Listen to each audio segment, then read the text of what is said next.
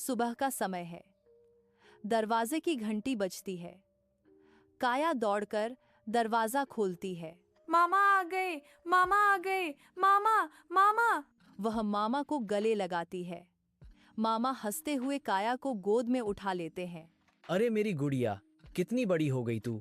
आइए भैया, थक गए होंगे, बैठिए। तीनों कमरे में बैठते हैं, लेकिन मामा के चेहरे पर चिंता झलकती है। माँ गौर से देखती हैं। क्या हुआ भैया, सब ठीक है ना?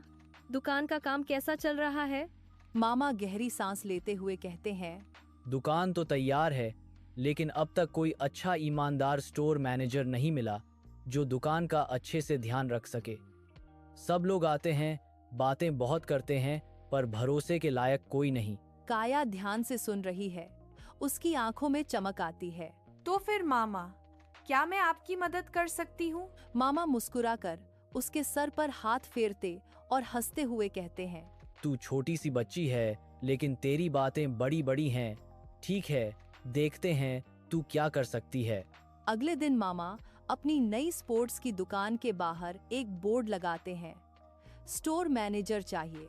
काया वहीं पास में बैठी है, कुछ सोचती हुई और अपने आप से कहने लगी।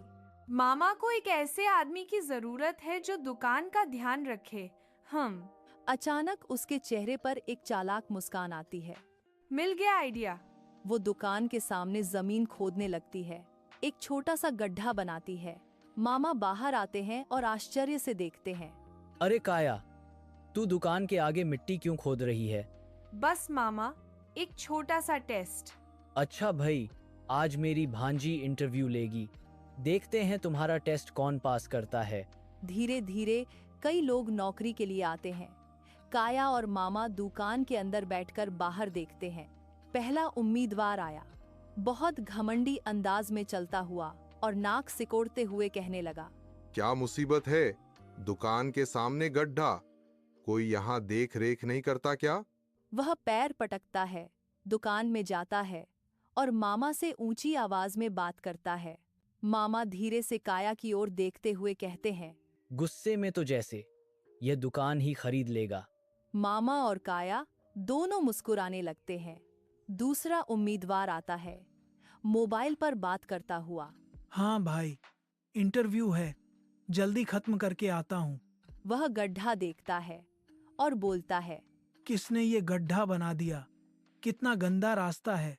वह पैर बचाकर सीधे दुकान में चला जाता है। मामा, जिसने सिर्फ अपने बारे में सोचा, वो दुकान का ख्याल कैसे रखेगा? सही कहा काया। तीसरा उम्मीदवार आता है, थोड़ा मजाकिया किस्म का आदमी।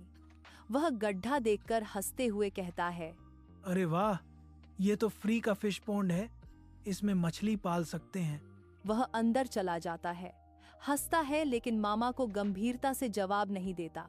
लगता है आज कोई अच्छा उम्मीदवार नहीं मिलेगा। थोड़ा इंतजार कीजिए मामा, अभी दिन खत्म नहीं हुआ है। मामा और काया दोनों उम्मीदवारों को देखते सुनते हैं, लेकिन कोई भी भरोसे के लायक नहीं होता। शाम ढलने को है। एक आदमी आता है, सादे कपड़े पहने, थका लेकिन शांत और विनम्र चेहरा लिए। वह आदमी दुकान की तरफ चला, तभी उसकी नजर गड्ढे पर पड़ी। वह रुक गया, चारों तरफ देखा और बोला। अगर कोई यहाँ गिर गया तो चोट लग जाएगी। वह आस-पास देखता है, झुककर मिट्टी उठाता है, फिर पास से एक बड़ा पत्थर लाता है और गड्ढा भर देता है। अब कोई गिरकर चोट नहीं खाएगा। काया खिड़की से यह सब देख रही थी। वह खुश होकर ताली बजाती है। मामा, यही है वो सही आदमी। मामा हैरान होकर उस आदमी को देखते हैं, फिर उसे दुकान के अंदर बुलाते हैं। कुछ देर बातचीत होती है। आदमी ईमानदारी से जवाब देता है। मामा उस आदमी को कुछ देर के लिए दुकान के बाहर प्रतीक्षा करने को कहते हैं और उसके जाने के बाद काया से पूछते हैं। काया, तूने कैसे जान लिया कि यही सही आदमी है? मामा, जिसने गड्ढा देखा और अनदेखा कर दिया वो सिर्फ अपनी राह देख रहा था, लेकिन जिसने उसे भरा, उसने दुकान और दूसरे लोगों की सुरक्षा के बारे में सोचा, वो जरूर आपकी दुकान की भी वैसे ही देखभाल करेगा। मामा के चेहरे पर गर्व झलकता है। वाह काया, तू तो सच में बुद्धिमान है। मैं उसी आदमी को रखूंगा। मामा उस आदमी को अंदर बुलाते हैं और नौकरी दे देते हैं। आदमी धन्यवाद कहता है और मुस्कुराकर चला जाता है। शाम को मामा घर आते हैं। उनके हाथ में एक सुंदर उपहार है, बैडमिंटन रैकेट और शटलकॉक। ये मेरी होशियार भांजी के लिए। आज तूने मुझे सिखाया कि असली समझदारी डिग्री से नहीं, सोच से होती है। धन्यवाद मामा। अब मैं आपके साथ बैडमिंटन खेलूंगी। दोनों हंसते हुए बाहर जाते हैं और शाम की हवा में खेलना शुरू करते हैं।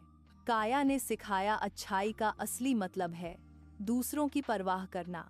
जो दूसरों का ध्यान रखे वही सबसे सच्चा और भरोसेमंद व्यक्ति होता है। हमेशा याद रखो, इंसान की अच्छाई और जिम्मेदारी उसके छोटे छोटे कामों से झलकती है।